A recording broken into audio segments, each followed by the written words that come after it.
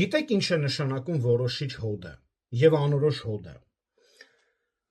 Որոշիչ հոդը հստակ ցույց է տալիս, թե ում մասին է խոսքը գնում կամ ինչի մասին, իսկ անորոշ հոդը թողնում է անորոշության մեջ։ Այս քերականությունը կենտրոնացնում է գոյականի բառիմաստի և արտահայտում է որոշյալ և անորոշ գաղափարը։ Եվ այստեղ 14-րդ գլխում, 2-րդ համարում, որտեղ ասում է լեզուներով խոսողը մարդկանց հետ չի խոսում, այլ Աստծո, այս Աստծո օգտագործված Աստված բառը բնագրում գրված է թեո բառը, որը թարգմանվում է որպես, ուշադիր, ինչ որ Աստծո հետ։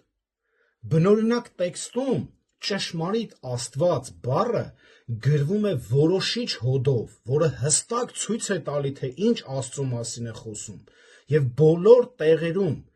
իսկ կեղծ աստվածները գրվում են անորոշ հոդով։ Այս նույն բառը գրված է, որը որ հենց այստեղ է օգտագործում, այս նույն բառը գրված է Գործք առաքելոց 17-րդ գլուխ 23 համարում, որտեղ թեո Աստված բառի նույն ձևն օգտագործում է անհայտ Աստծո նկատի ունենալով։ Հիշում եք Պողոսը, որ գնաց Աթենք, տեսավ տարբեր աստվածներ, հարցնում էր այս ովքեր են։ Հենց այդտեղ հենց այս բառը անհայտ աստվածները, այսինքն այստեղ պետք է գրվեր փոքրատառով Աստված, որը անորոշ հոդով է գրված։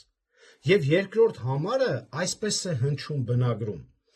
լեզվով խոսողը մարդկանց հետ չի խոսում, այլ ինչ որ անհայտ Աստծո հետ է խոսում, և ոչ ոք նրան չի հասկանում, որովհետև ոչ մի խորհուրդ չի հայտնում։ Ահա թե ինչպես է գրված, դա տարօրինակ ձայների մեջ, ինչ խորհուրդ պետք է լինի։ Ոչ մի, դե մենք գիտենք, որ խոսքը մարգարեությունը տվել է եկեղեցու համար։ Հիմա այս մարդիկ խոսում են, և այս մարդկանց ոչ մեկ չի հասկանում։ Դրա համար Պողոսը հենց այստեղ բնագրում գրված է,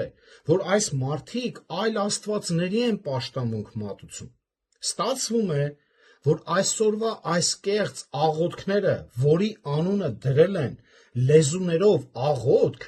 կեղծը և դիվային, և իրենց աղոթքները ուղղված են կեղծ Աստծո։